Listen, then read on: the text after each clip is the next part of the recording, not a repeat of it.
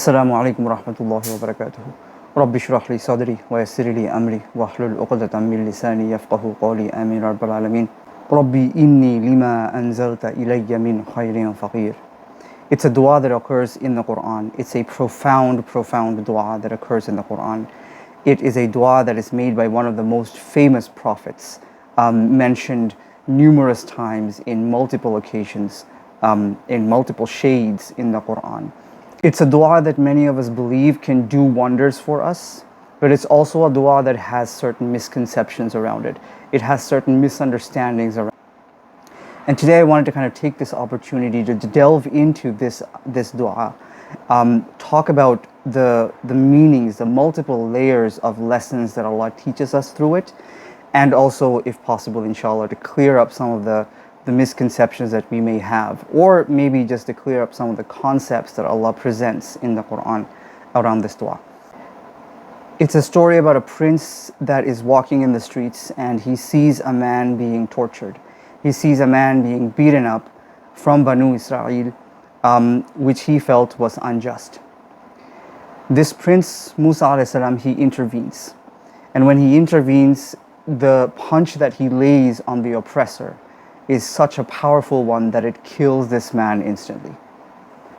Not knowing what to do, the prince then flees the scene, only to return the next day to see the same man being beaten up by somebody else.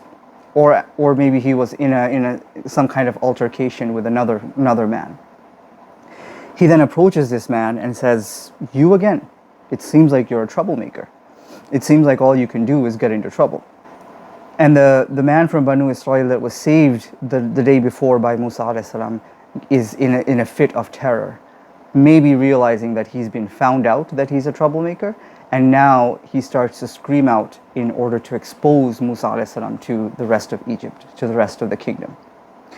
Musa alayhi salam, not knowing what to do, he flees the scene. Now he is out in the desert, scared for his life because he's been found out.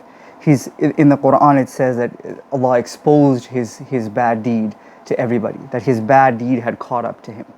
And then he has to flee. He flees his kingdom, he flees the palace that he grew up in, he flees the life of a prince that he knew growing up. And now he's in the hot, scorching desert. He's afraid for his life. He keeps looking over his shoulder to see if there's someone following him, if there's the soldiers of Fir'aun coming to get him. He's hungry, he's thirsty, he's tired, and most importantly, he's scared. He's also alone. And in this state, he travels through this desert for multiple days. We don't know how many days. It could have been 5, it could have been a week, it could have been a month. Finally, he arrives at a city called Madian, the outskirts of a city called Madian. And here, exhausted and tired, hungry and thirsty, and still scared for his life, still trying to get over the fact that he's lost the life of comfort. He's lost the life that he had. He's lost the life that he knew growing up.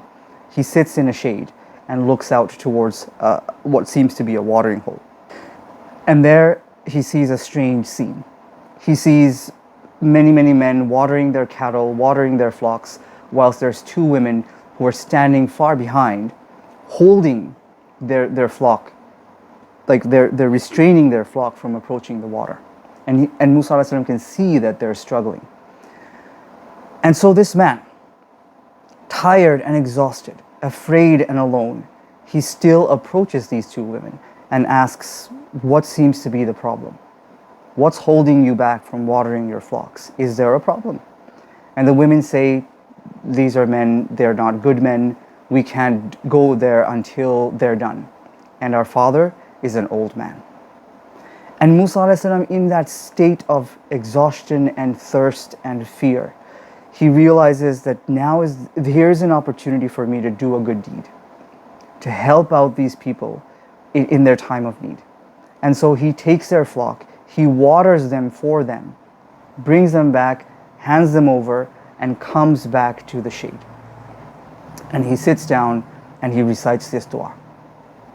Now, I really want to put this dua into context for you. The reason that I went into this long story is for us to understand the context in which Musa alayhi salam made this dua to Allah. He, having just lost his entire life, having traveled through the desert for multiple days, hungry and thirsty and alone and scared, he comes to a city. He sits in the shade. Now, nobody in their right mind, nobody in that state is going to think, hey, you know what, there's an opportunity for me to go help someone. But Musa alayhi salam realizes that he has the opportunity to do some good, and he doesn't let up. He doesn't let go of that opportunity. If we go back to the instance of where he wanted to save the man from Banu Israel, he wasn't committing a sin. He wasn't trying to do something bad. He wasn't trying to show his strength. He was trying to save what he felt was an oppressed man being oppressed by the more powerful party, the soldier of Fir'aun. And so we see in this man this tendency to do good whenever and wherever he can, to try and bring more good into this world, regardless of his state, regardless of whether he is a prince living in the comforts of a palace, or whether he is now literally a beggar, homeless, hungry and thirsty, exhausted from days of journey, and sitting in the shade, trying to recuperate, trying to gather himself up, trying to figure out what he's going to do. And that context that Allah brings up, and interestingly, the ayah that I'm talking about today, the ayah in which this dua occurs, is ayah number 24 in Surah Al-Qasas. Surah Al-Qasas literally means story, and in this surah, Allah goes in depth. The longest kind of chunk of Musa alayhi salam's life is explained in this beautiful surah. The interesting part that I want to point out before I move on is that in ayah number 23, Allah stops at the point where he goes to Madian, he sees this watering hole, and he sees these two women holding their flock back from drinking the water. In ayah number 24, he says he then watered the flocks, he watered the sheep, gave it back to them, and then walked back to his shade.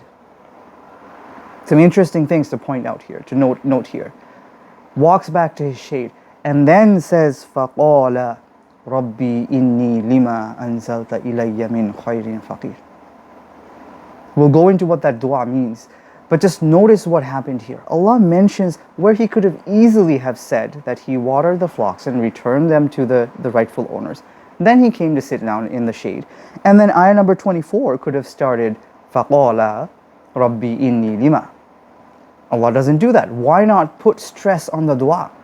Why not just leave that dua as an ayah itself so that we understand the importance of the dua? But Allah he goes out of his way to point out that Musa alayhi salam first, in that state, and there's a reason that he explained everything bit by bit, sequentially coming down to this point where he makes this dua. فَسَقَى لَهُمَا ثُمَّ تَوَلَّى إِلَى الظِّلِّ فَقَالَ رَبِّي إِنِّي لِمَا أَنزَلْتَ إِلَيَّ مِنْ خَيْرٍ فَقِيرٌ. So first he does the good deed in that state of tiredness and exhaustion, and not knowing what his life is holding in front of him, not even knowing where he is, what he's going to drink, what he's going to eat, where he's going to sleep tonight. He goes out of his way to help these two women to water their flocks. And Allah mentions that specifically at the beginning of this ayah, before he delves deep into the dua that Musa alayhi salam made. But there's more to point out here. So right after he does this good deed, he comes back to the shade. Why mention that in the ayah? Why not just say he watered the flocks and then he uttered, Rabbi inni lima anzalta? Because then Allah is pointing out that, hey, you've done the good deed, but then you have to look after yourself as well. You're exhausted, you're tired. The little bit that you can do, the little bit that you have available to you to make yourself comfortable, to make yourself okay, go and take it. There's a shade, go sit down. You're tired, you've been in the scorching heat for so long, without shade, without food, without water. Go take a seat in the shade. Allah says, zilli. And then faqala.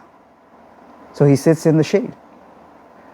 And so now he's done the good deed. He's come from a background of doing some bad, fleeing his home, going through this extreme trial of having to walk through a desert. And then he comes And before he can even recuperate, he does another good deed. At least he tries to do another good deed. And then he comes back and sits in the shade. And now he realizes, who am I going to call out to? There's only one. There's only one that I can call out to. And he says, Rabbi inni lima anzalta ilayya min khayrin faqir. Let's now put that into perspective a little bit more. Musa a.s. could easily have asked these two women for payment. He could have easily asked these two women for food, for water, for a night, a little shelter to stay the night maybe, just so that he can figure out where he's going to go. He doesn't do that. He comes back to the shade. Without uttering another single word, he comes back to the shade and he turns to the only one he knows that can help him in that situation.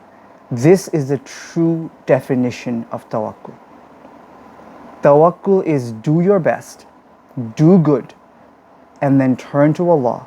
When you know that there's nobody else and nothing else that can help you, you can't help yourself even. Now you turn to Allah. Allah, I need some help. Allah, I need some good. Give it to me. So what does this dua mean? What does he begin with? He doesn't begin with Allah. He doesn't begin with Ya Rahman. You're the most merciful, help me out. He says Rabbi. And immediately, not just through his actions, but also through his words, he acknowledges that Allah is Rabb. And Rabb means the sustainer, the overall sustainer, the one who helps you grow, sustains you, waters you, feeds you, protects you, has given life to you, will give death to you. All of that is imbibed in the word Rabb, in Rabb. And he starts with Rabbi, and then not just Rabbi, inni, indeed, whatever, lima, whatever. I'm not picky. I'm not asking you for nothing. I'm asking you for whatever. And this whatever becomes significant in the later part of the dua. Anzalta ilayya. Bring down to me, send down to me, reveal down to me in phases something you've never given me before. Now again, something to note. Musa a.s. realizes that his sustenance, his provision, his protection, whatever he's asking for, isn't going to come from the soil. It's not going to come from the watering hole. It's not going to come from these people that are standing there. It's not going to come from these women that are standing there. It's going to come from down the seven skies. It has to be revealed by Allah. So it comes directly from Allah. It travels through the seven skies and it comes down to him. And so he uses the word anzalta, reveal to me. He doesn't say give, provide me from that field, provide me from that house. These women I just helped, make them, see some light and help, let them come to me and give me something because I just helped them. He doesn't do that. He says, Allah, whatever you're going to send is not going to come from this earth. It's going to come from the up above. Yes, there may be things that you're going to use to give that to me, but if that order doesn't come down from you, if that rahmah doesn't come down from you, then nothing on this earth is going to be able to give me what I need. And that's why he uses anzalta. Ilayya, to me, min, of, khayrin faqir, good that I'm indeed in much need of. Khayr is a very, very interesting word. And this is probably one of the words that I want to focus on a little bit more than any other today. Khayr in general translation is translated as good. But khayr comes from the word ikhtiyar. Ikhtiyar in Arabic means to choose. To choose something that is better. The quality of it is better than any other choice. Like you go to the supermarket and you see two watermelons, you choose the one you think is going to be more red inside, more juicy inside. And so you've done ikhtiyar. You've chosen the better one as opposed to the other one. There are other words in Arabic for choice. There's istifa. Istifa means to choose something because of its purity. To choose something because it's pure. Like when Allah talks about Maryam a.s., that she was chosen because of her purity. He uses the word istifa. There's also ijtiba. Ijtiba means to choose the right tool for the right job. And Allah uses that in an ayah where He's talking about why He chose you and me to be Muslim, that we are the right tool for the job. So if you're gonna hammer a pin into a wall, you're not gonna choose a pen, you're gonna choose a hammer. Or if you don't have a hammer, you're gonna use something that's heavy on the end, and you can bash that pin into the wall. So when you choose the right tool for the right job, it's called ijtiba. As opposed to ikhtiyar, when you're choosing something because of its better quality, because it's better than what is the other choice or the alternative. And so interestingly, Musa a.s. uses that word to ask Allah for good. Ikhtiyar, send me good. In essence, what Musa a.s. is saying is, give me something better than what I am in right now, the situation I'm in right now. Give me something better. And so he doesn't ask Allah for food. He doesn't ask Allah for water. He doesn't ask Allah for shelter. He asks Allah for whatever Allah thinks is better for him right now. And so Musa a.s. again expresses his tawakkul in Allah. That Allah, I think I need water. I think I need food. I think I need shelter.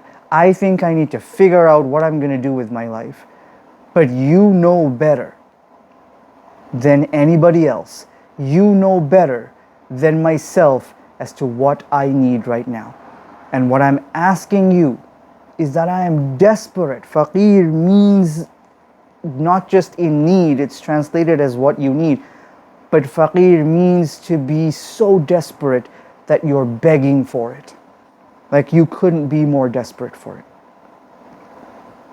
And so as a man, as a human being, Musa a.s. knows what he needs right now, right then. He probably needs water, he probably needs food, he probably needs shelter. But he doesn't ask, he doesn't specify to Allah. And to me that's such a profound thing to do.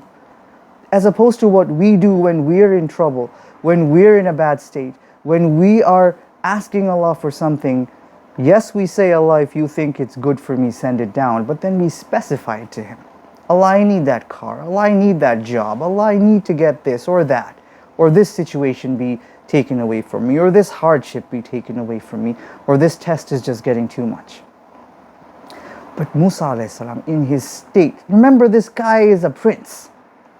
He's grown up as royalty. He's used to being food served to him. He's used to having whatever he wants whenever he wants.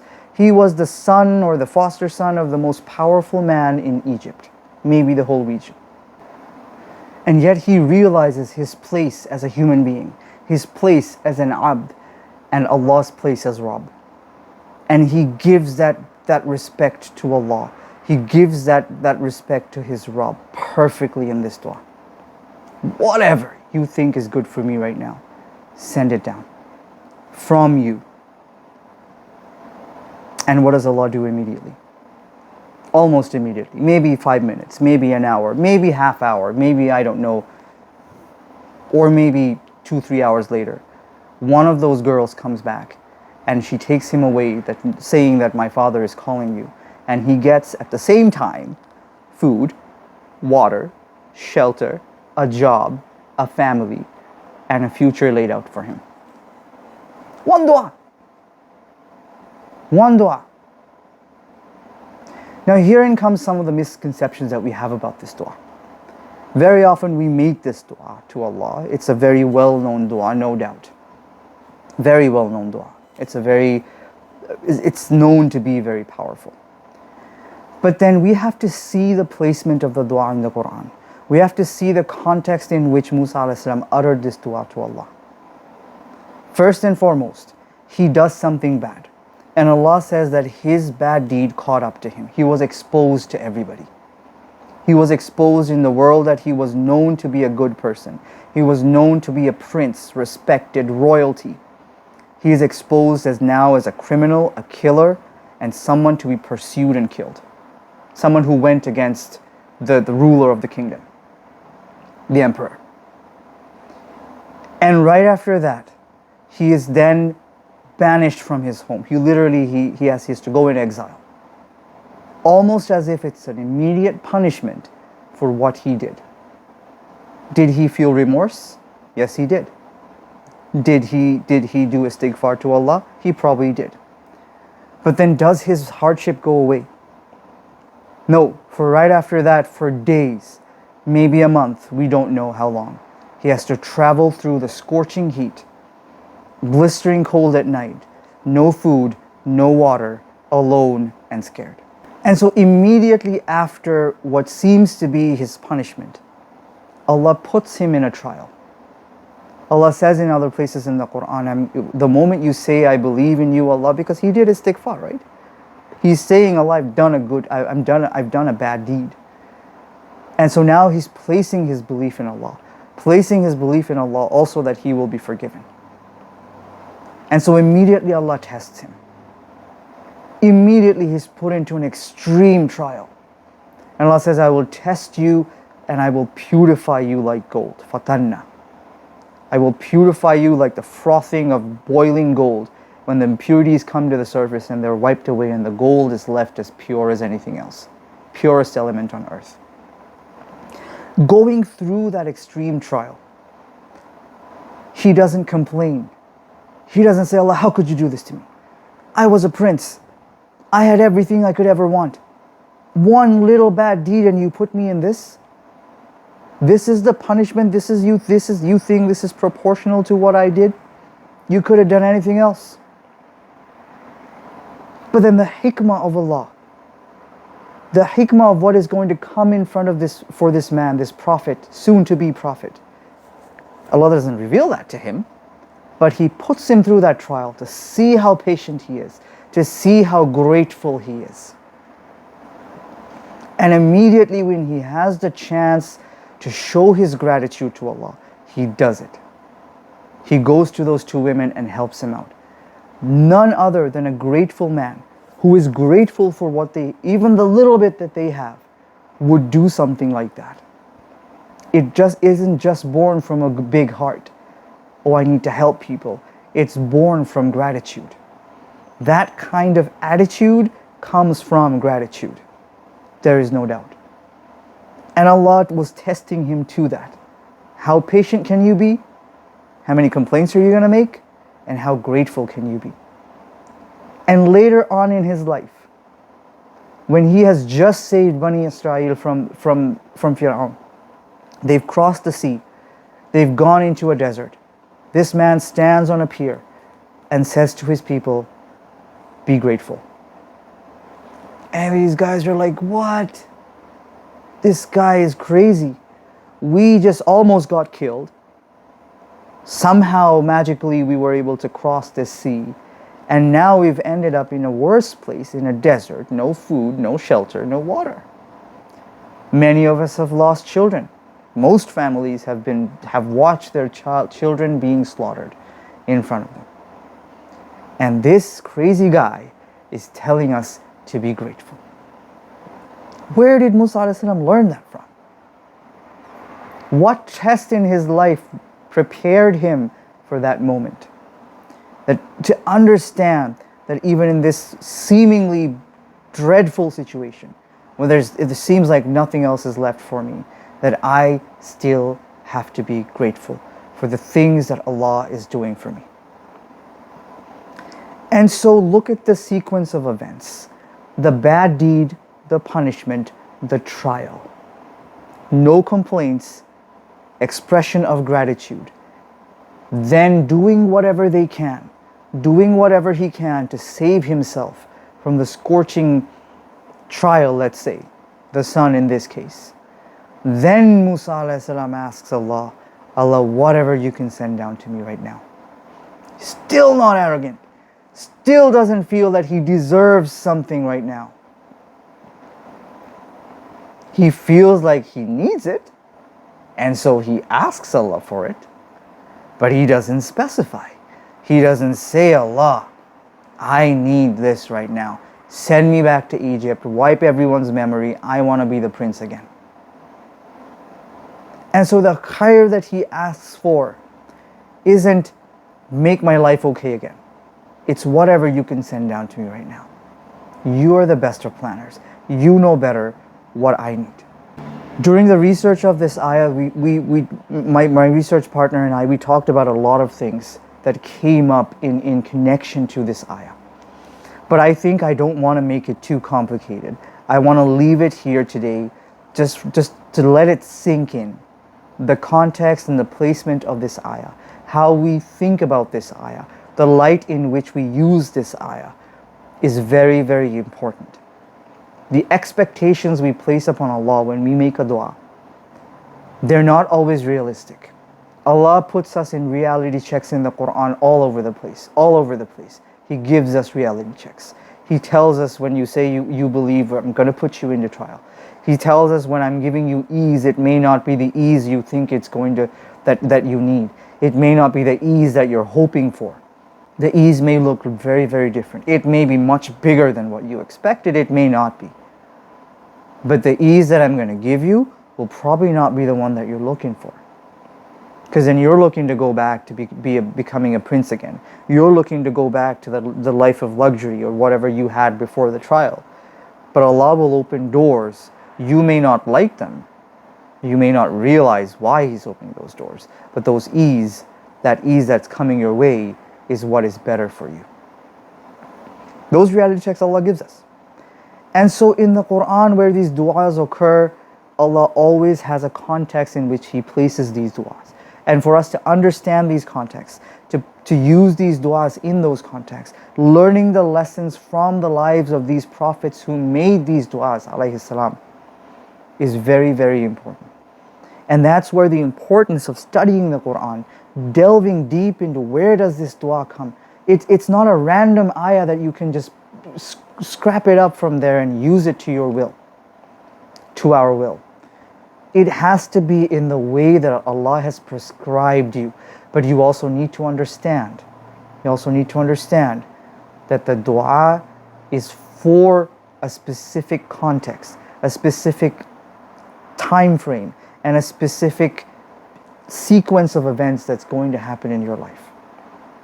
More often than not, the dua in the Quran are not prophets wanting something from Allah, wanting materialistic something from Allah. It's these prophets wanting the ability to get through the trials that they're put in. Because all of them realize that this hardship that Allah is putting me in is Allah teaching me a valuable lesson. Just like Musa alayhi salam learns from this trial. A valuable lesson that I'm not going to get anywhere else. And right now, this is the best place to be. In other places in the Quran, Allah uses the word musibah. We understand musibah to mean some kind of bad, some kind of tragic incident, some kind of occurrence that we don't like is a musibah, trouble, basically. But then musibah comes from the word aswaba. And aswaba means to hit a target. It means to hit a target. And so what Allah is saying through that is that anything that is befalling you is hitting you exactly at the right time, right place, right context, for you to learn from, for you to grow from. And so you holding your patience, وَبَشِّرِ الصَّابِرِينَ, congratulate the people of sabr. But also know that these people they don't just hold sabr, they also realize, inna lillahi wa inna ilayhi raji'un. I've come from Allah and my return is to Allah. I don't belong to anybody else. I don't belong to myself. Nobody owns me. I don't own anybody else. Allah owns me and I return to Him. He's putting me in this situation. It means this is the exact place where I need to be. This is the best place for me to be. And there's so much more after that. This is Surah Al-Baqarah I'm talking about. But bringing back to this dua, coming back to this dua, to understand when we can want something like that from Allah. That Allah, whatever good you can send down to me right now, I'm much, much in need of. It's not just something, Musa alayhi salam didn't just stand in the sun and say, hey, you know what, I've done enough. I've been through enough. Get me out of here. He realizes the seriousness of the situation. He realizes what he needs to do first. And he realizes that the lessons that I've just learned, I need to integrate that into myself and show Allah that I have learned my lesson. And then I ask Him for something. I hope, I've been able to clarify some of the the context and the misconceptions that we have around du'as like this, especially where we're asking Allah for something, if we're not delving deep enough to understand where these occur and why they occur and why the Prophet wanted that specific thing at that specific time, then we will never be able to gain the benefits of the dua that Allah has put in the Quran. There's a reason why the dua occurs in a surah, and there's a reason why the dua occurs in a certain place in the surah, in a certain incident in the surah. And most of the duas in the Quran, if not all of them, are actually uttered by the mouth of a prophet. And if you look at the lives of these prophets, they've been through atrocities that we can never imagine. And so understanding their context, their situation, is extremely important for us. I pray that we all understand the context of these du'as. I pray that we can connect more deeper to our book and start to delve deep into the benefits that these du'as can offer us. But then at the same time understand what they're trying to teach us and integrate those into our lives. I pray, inshallah, that all of us find what we're looking for. Many of us may be in trial, many of us probably are in hardship. And many of us are probably using this dua day and night. And I hope today's talk helps you out a little bit towards moving towards Allah's light and guidance, inshallah. Barakallahu li wa lakum fil Qur'anil Hakim. Assalamu alaikum wa rahmatullahi wa barakatuh.